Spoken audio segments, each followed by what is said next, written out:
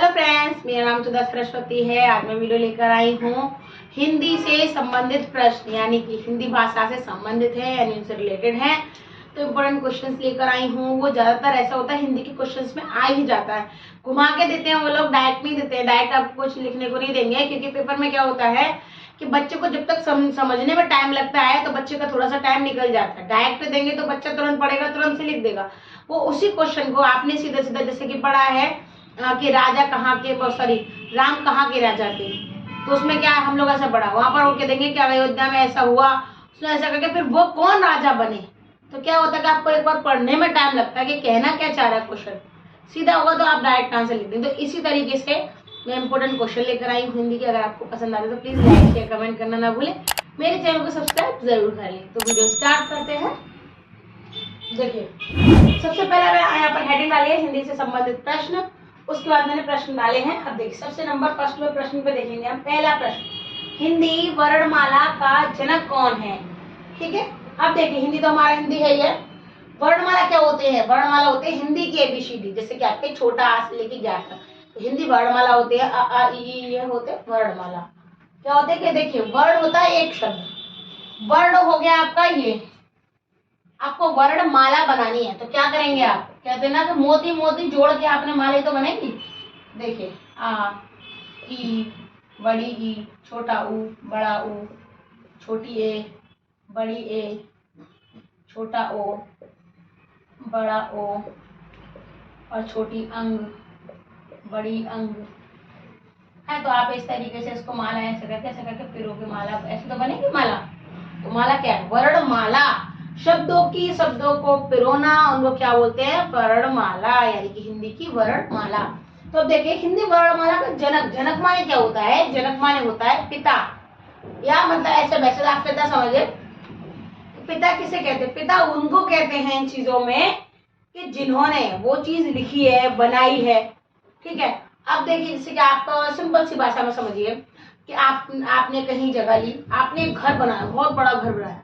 तो क्या है, आपके पापा ने ही तो बनाया है उस चीज को। तो आपको क्या बोलेंगे, पूछेगा कि भैया ये किसने बनाया घर, तो आप बोलोगे हमारे पिताजी ने बनाया, या हमने बनाया, या हमारे मतलब माता जी ने, जिसने भी बनाया। आप उसी का नाम लोगे तो क्या कहलाएंगे? वो क्या कहलाएंगे? जनक कहलाएंगे। क्या कहलाएंगे?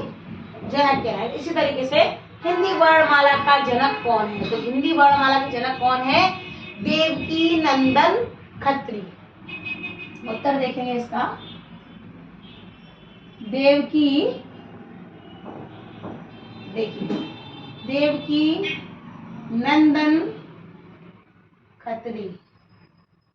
ठीक है, कितना? 1888 में, 1888 में इनका जन्म हुआ। ओके, ये इनके जन्म है। तो देवकी नंदन खत्री 1888 लिखा हुआ है। क्या आगे देखेंगे? प्रश्न नंबर है आपका दूसरा, हिंदी वर्णमाला में कितने वर्ण होते हैं? जैसे कि मैंने अभी आपको बताया था कि वर्णमाला में से माला निकाल दी जाए तो क्या बनता है? वर्ण बनता है। क्या बनता है? वर्ण।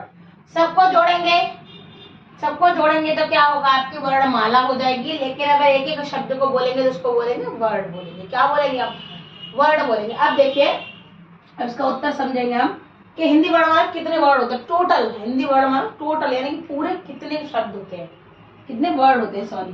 तो हिंदी वर्णमाला में कितने होते हैं? 52 वर्ड होते हैं। देखिए, शॉर्टकट तरीके से समझाऊंगी। 52 वर्ड है। देखिए, 52 तो इसमें क्या है? वर्ड है। क्या है? 52 वर्ड है, यानी कि पूरे जो छोटा छोटा छोटा आ, बड़ा से लेके ज्यादा तक है, उसमें पूरे में क्या है? 52 अक्षर है, उसमें 52 शब्द है। अब देखिए, एक चीज हम देखेंगे यहाँ पर, क्या है उसमें? आपके 13 स्वर है। देखिए, क्या है? आपके 13 स्वर है। ये चीज ध्यान रखेंगे आप कि 13 स्वर है और 35 व्यंजन है। 35 व्यंजन है। ठीक है, क्या है? आपके 35 आपके व्यंजन है, ध्यान समझिएगा। और उसके बाद एक ऑप्शन है, एक मिनट अभी बताऊंगा आपको। और उसके बाद क्या? 35 तो आपके व्यंजन हो गए, 4 संयुक्त व्यंजन भी हो गए। देखिए, 4 संयुक्त व्यंजन, 4 संयुक्त व्यंजन है। देखिए, के 52 वर्ड होते हैं, 13 स्वर हो गए, 35 व्यंजन हो गए, 4 संयुक्त व्यंजन हो है। तो ये क्या होते हैं उसमें, ये आपके स्वर व्यंजन। कैसे आपने इंग्लिश में एबीसीडी पढ़ा है कि आपके 5 वॉवेल्स और बाकी के जो बच जाते हैं आपके 21 आपके कॉन्सोनेंट्स हो जाते हैं, यानी वो व्यंजन हो जाते हैं। ठीक है, इसी तरीके से हिंदी में भी स्वर होते हैं, व्यंजन होते हैं, इंग्लिश में भी वॉवेल्स और कॉन्सोनेंट्स होते हैं। तो ध्यान रखिएगा, बस ऐसा मत कीजिएगा पीटी देखते देखते आप सो जाए। ठीक है, अब आगे देखेंगे, इसका आंसर देखेंगे तीसरे नंबर का। हिंदी वर्णमाला की खोज कब हुई थी? क्या है, हिंदी वर्णमाला की खोज कब हुई थी? अब उसका खोज का मतलब क्या है, कि मतलब हिंदी वर्णमाला कब खोजी गई थी? पहले कोई हिंदी तो बोलता नहीं था, कि पहले लोग क्या रहते थे, वो आदिवासी जैसे लोग थे, वो जो वन मानुस बन के रहते थे, तो वो तो बेचारे कुछ जानते ही नहीं थे। आग जलाने उन्होंने पत्थर को मारा तो चिंगारी जल गई, तो उन्हें पता चला, पहले कच्चा मांस खाते थे, फिर उसको भून के खाने लग गए। फिर धीरे धीरे धीरे धीरे धीरे हर चीज में आगे बढ़ोतरी हुई, धीरे धीरे लोगों को जानकारी हुई, सब कुछ हुआ, तो धीरे धीरे करके आगे वो हो गया। अब देखिए हिंदी वर्णमाला की खोज कब हुई थी? हिंदी वर्णमाला की खोज चौथी शताब्दी में, चौथी शताब्दी में लिखी गई थी। हिंदी वर्णमाला चौथी शताब्दी में लिखी गई थी, और क्या था, 700 ईसा पूर्व इसकी खोज हुई थी। देखिए 700 ईसा पूर्व खोज हुई, खोज हुई। ठीक है, 700 ईसा पूर्व खोज हुई थी, पहले खोज हुई थी। उसके बाद चौथी शताब्दी में लिखी गई थी। कब लिखी गई थी? चौथी शताब्दी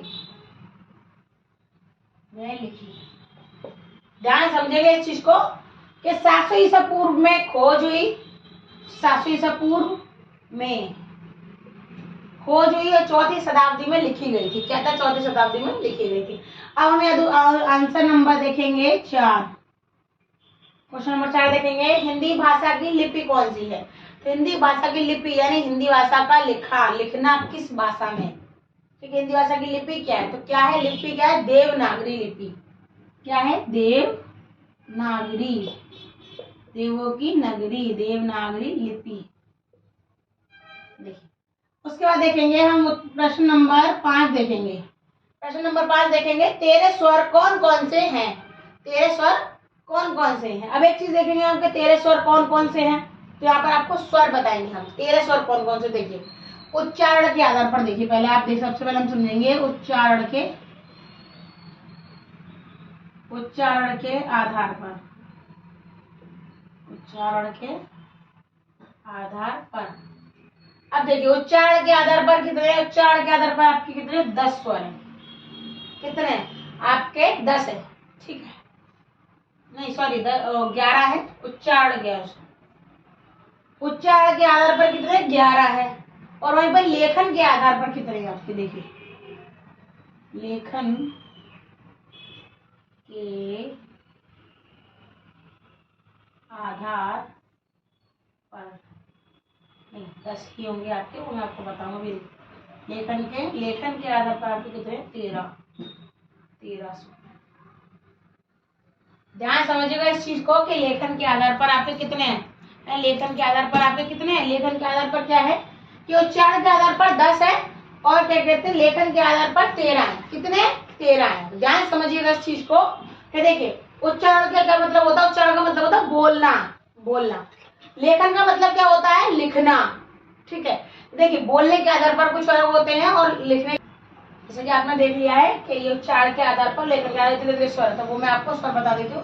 देखिए उच्चारण का, उच्चारण यानी बोलने के आधार पर। क्या है? बोलने के आधार पर। बोलने के आधार पर क्या होते? देखिए पहले आप बोलने के आधार वाले समझेंगे। देखिए छोटा आ, बड़ा आ, छोटी ई, बड़ी ई, छोटा ऊ, बड़ा ऊ, छोटी ए, बड़ी ए, छोटा ओ और बड़ा ओ। ये क्या होते हैं आपके? ध्यान समझेंगे हम, ये हमारे होते हैं स्वर उच्चारण पे, यानी बोलने वाले होते हैं। जो बोलेंगे तो हमारे सिर्फ इतने शब्दों को हम बोलते हैं, कि और चीनी का उच्चारण करते हैं ज्यादातर आपको। ठीक है, अब यहाँ देखिए लेखन के अंदर लिखते कितने हम? लिखते हम 13 हैं। कैसे लिखते हैं? देखिए आ ई उ।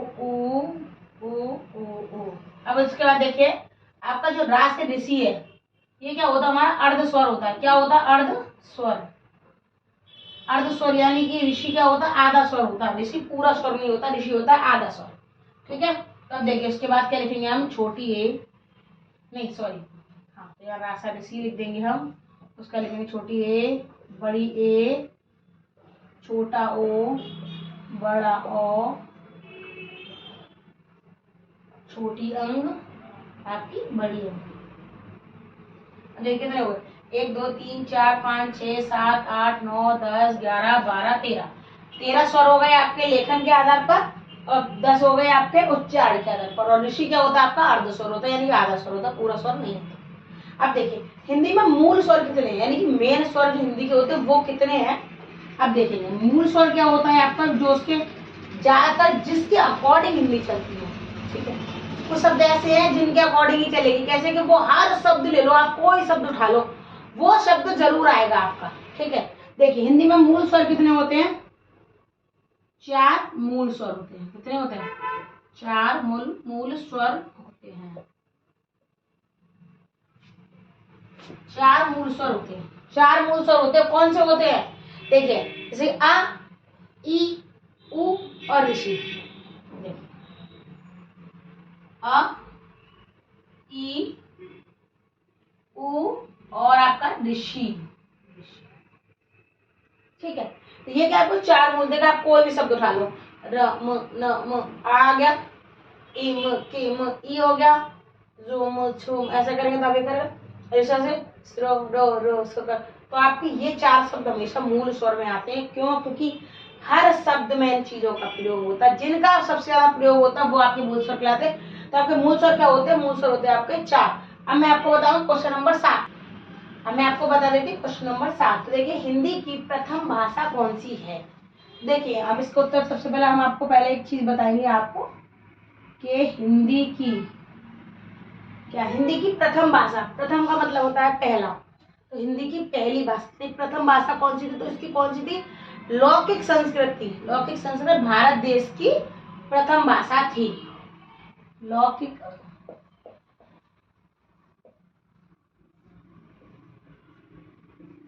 संस्कृत, लौकिक संस्कृत भारत की प्रथम भाषा थी। क्या थी? पहली भाषा। यानी कि आप संस्कृत सीधे सीधा पहले संस्कृत बोली जाती थी। शुरू वेद पुराण जो लिखे गए संस्कृत में लिखे हुए, अब हिंदी चलती है। पहले ज्यादातर संस्कृत चलती थी। क्या चलते थे? संस्कृत चलते थे पहले। तो ध्यान समझेंगे आप। ठीक है। अब देखेंगे उसके बाद क्या देखेंगे? उसके बाद देखेंगे क्वेश्चन नंबर 8। क्वेश्चन नंबर 8 में क्या है? पहली वर्णमाला कब बनाई गई थी? कब पहली वर्णमाला कब बनाई गई थी? ठीक है। अब देखेंगे पहली माना तो प्रथम तक आप पहली होगी वर्णमाला बनाई। पहली वर्णमाला का मतलब क्या है? सबसे पहले, जैसे अभी हमने कोई भी चीज लिखना शुरू किया, नई कोई चीज बनाई है, तो पहली बार जिस दिन बनाई है वो कब बनाई गई थी? पहली बार। तो क्या है देखिए कब बनाई गई थी? 1800 ईसा पूर्व पहले बनाई गई थी। देखिए 1800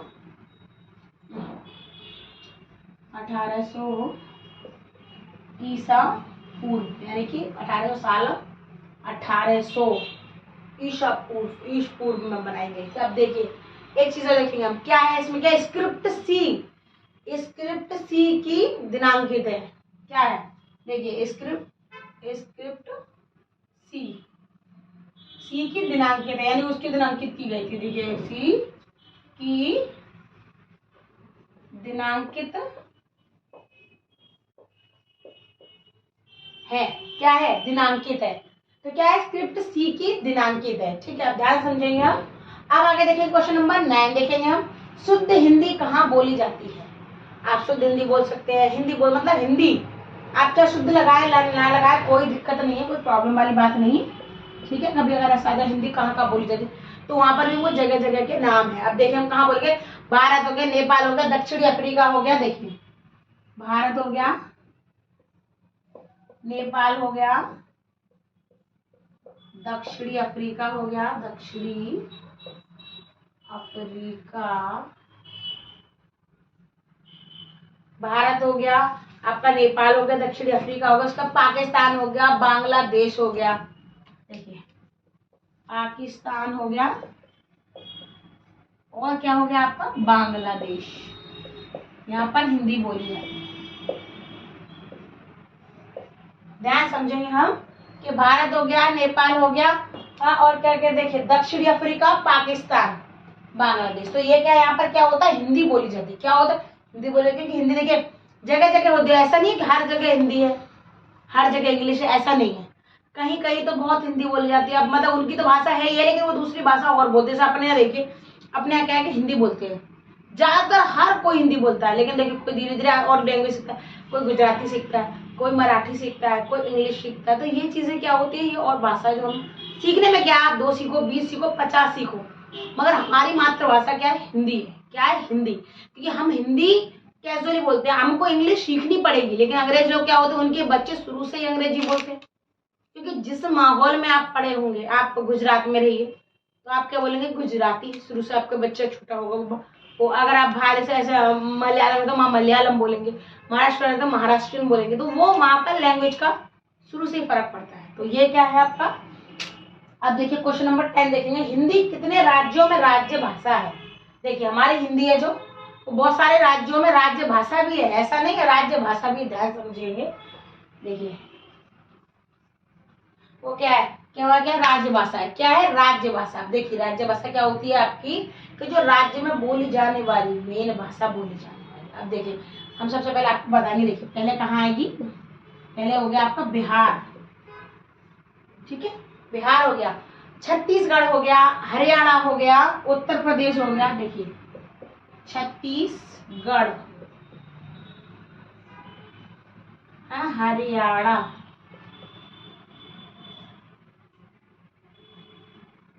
उत्तर प्रदेश। क्या हो गया आपका, उत्तर प्रदेश हो गया, कि बिहार में छत्तीसगढ़, हरियाणा, उत्तर प्रदेश हो गया। अब उसके बाद आगे देखेंगे हम, उसके बाद देखिए हिमाचल प्रदेश हो गया आपका, झारखंड हो गया। देखिए झारखंड, हिमाचल प्रदेश हो गया। देखिए हिमाचल प्रदेश हो गया। देखिए बिहार हो गया, छत्तीसगढ़ हो गया, हरियाणा हो गया, उत्तर प्रदेश हो गया। तो ऐसे बहुत सारी है और हो गए। देखिए और मैं आपको और दिखाऊंगा, जैसे आपका मध्य प्रदेश हो गया, राजस्थान हो गया, ठीक है। देखिए मध्य प्रदेश, राजस्थान, मध्य प्रदेश हो गया है, राजस्थान हो गया। और आपका उत्तरांचल, उत्तरांचल हो गया, दिल्ली हो गया। देखिए उत्तरांचल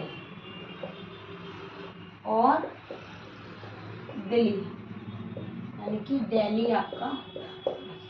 अब क्या है कि हिंदी कितने राज्यों में राज्य भाषा। देखिए बिहार, छत्तीसगढ़, हरियाणा, उत्तर प्रदेश, झारखंड, हिमाचल प्रदेश, मध्य प्रदेश, राजस्थान, उत्तरांचल और दिल्ली। यहाँ पर आपकी क्या है, राज्य भाषा है। क्या है, राज्य भाषा है। अब प्रश्न नंबर 11 देखेंगे, इसमें क्या है, 6 शास्त्रीय भाषा कौन सी है। ये शास्त्रीय भाषा कौन सी होती है आपकी, जो हमारी शास्त्र में लिखी हुई, यानी शास्त्रीय, जहाँ पर सांस्कृतिक कार्यक्रम ज्यादा होते हैं, हर चीज उनका जो गाना होता है, नृत्य वगैरह, वो संस्कृत होता है। अब देखिए सबसे पहले हम देखेंगे, ठीक है, तमिल। सबसे पहले देखेंगे तमिल।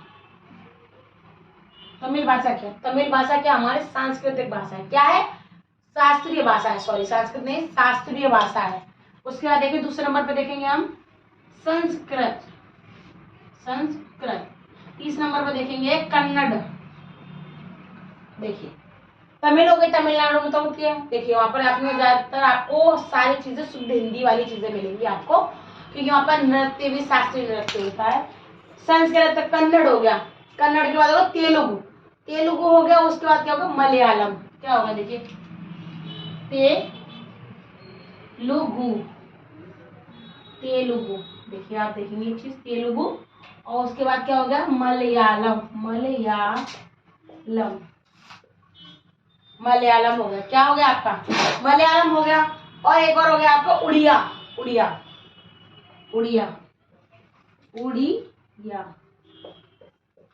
देखिए ये तमिल हो गया आपका, संस्कृत हो गया, कन्नड़ हो गया, तेलुगु हो गया, मलयालम हो गया, उड़िया हो गया। अब देखिए ये क्या हो गया आपके 6 शास्त्रीय भाषा हो गई। क्या हो गई, 6 शास्त्रीय आपकी भाषा हो गई। अब इसमें देखिए, इसमें जो तमिल है हमारी, सबसे पहला नंबर देखिए तमिल है। इसमें क्या भारत सरकार ने इसमें जिसको 2004 में इसको शास्त्रीय भाषा का दर्जा दिया है। क्या दिया है? दर्जा दिया है तमिल को। और ये आपकी 6 हो गई आपकी शास्त्रीय भाषा। तो ये इस तरीके से मैं हिंदी संबंधित प्रश्न लेकर आया हूँ, इंपॉर्टेंट है। अगर आपको मेरी वीडियो पसंद आए तो लाइक शेयर कमेंट करना ना भूलें। मेरे चैनल को सब्सक्राइब जरूर कर लें। धन्यवाद।